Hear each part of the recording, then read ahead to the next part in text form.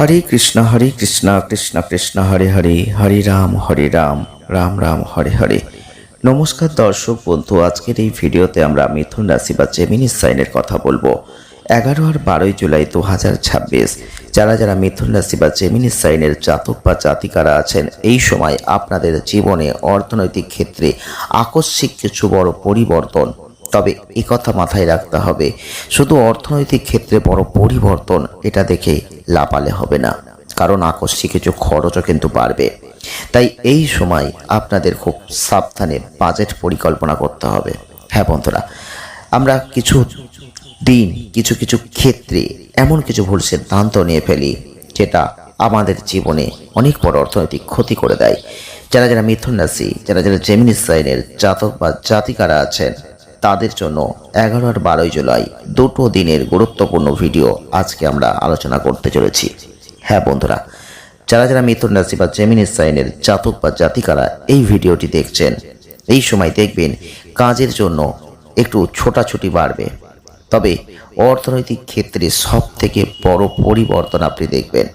কিন্তু যারা ব্যবসা করছেন তারা সব থেকে ভালো লাভ এখন দেখতে পাবেন। তবে আপনাদের যেটা সাবধান করতে হবে সেটা হচ্ছে আপনাদের খরচে লাগাম লাগাতে হবে।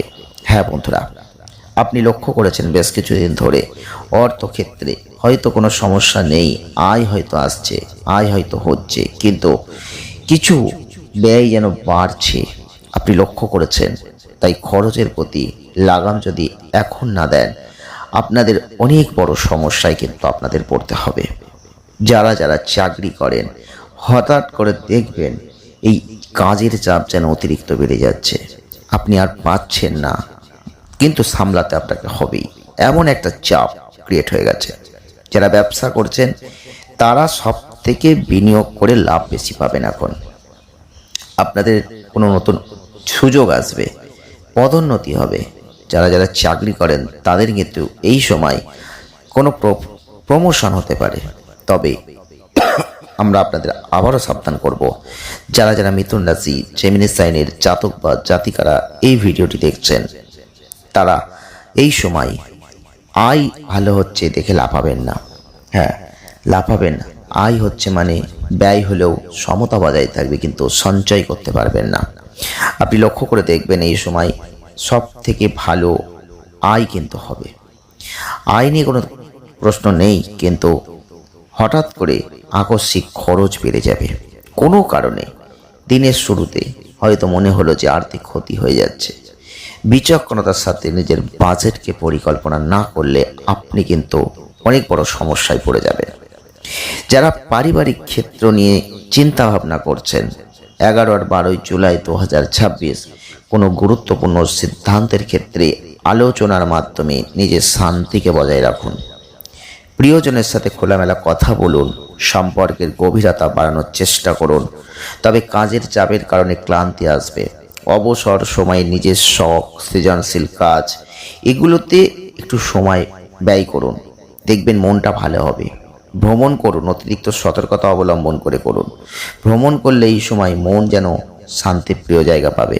হ্যাঁ বন্ধুরা, যারা যারা মিথুন রাশি, যারা যারা জেমিনি সাইনের জাতক বা জাতিকারা এই ভিডিওটি দেখছেন, আপনাদের বলছি ব্যস্ত রুটিন, প্রচুর কাজ করতে হচ্ছে, তার মধ্যে থেকে একটু বিশ্রামের মুহূর্ত বের করে নিন এই সময়টাই।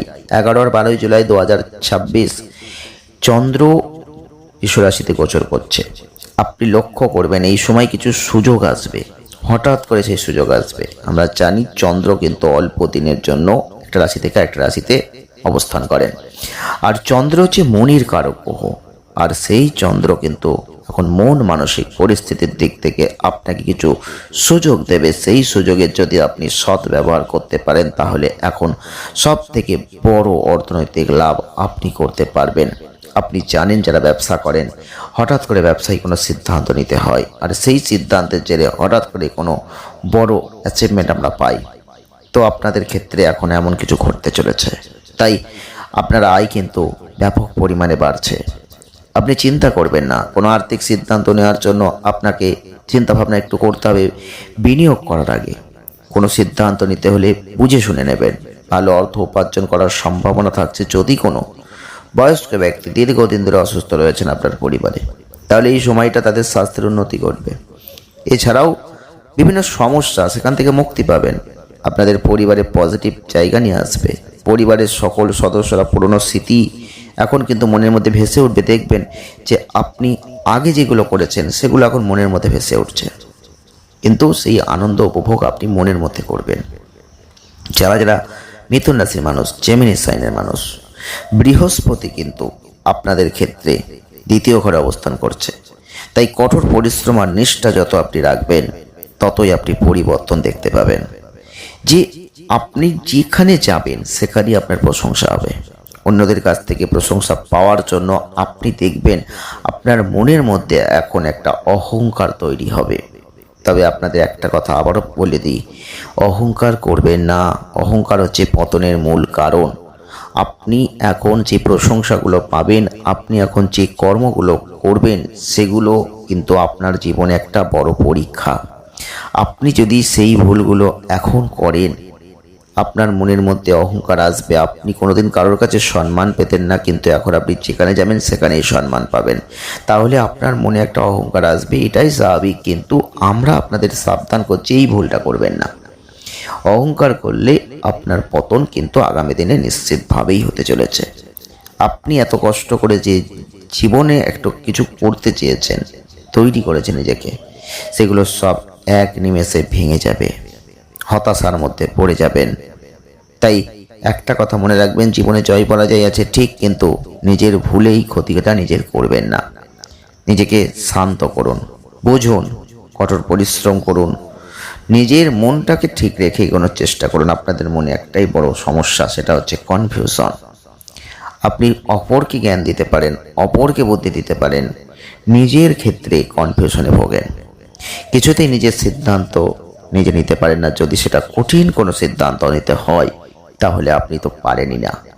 বড় সমস্যায় পড়ে যান, আপনার মধ্যে দ্বিচারিতা কাজ করে। আপনি কি করবেন আপনি বুঝে উঠতে পারেন না, মন বিষণ্ণ হয়ে যায়।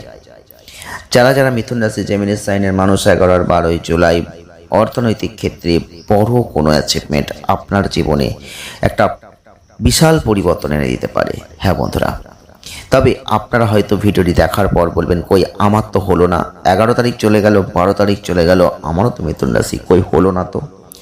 100% আপনি মিলিয়ে দেখবেন, যদি আপনার মিথুন রাশি হয়, মিথুন লগ্ন হয়, এবং সেই চার্টে যদি চন্দ্র ভালো অবস্থানে থাকে, সেই চন্দ্র সাথে যদি বৃহস্পতি শুক্রের অবস্থান ভালো থাকে, তাহলে এই ঘটনাগুলো 100% আপনার জীবনে মিলে যাবে।